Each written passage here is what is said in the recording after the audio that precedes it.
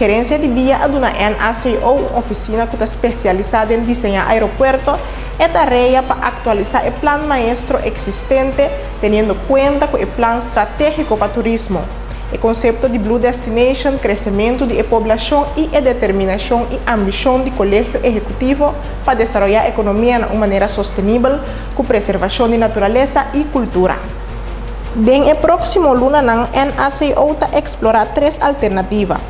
É um primeiro, trasladar o aeroporto para a área pegada com o torno de controle e caserna do Corpo de Bombeiro atual.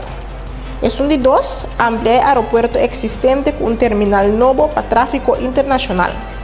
É de 3, manter o aeroporto existente para tráfego interinsular e construir um terminal novo com plataforma para tráfego internacional só. Na luna de julho, está apresentar o resultado no Colégio Executivo.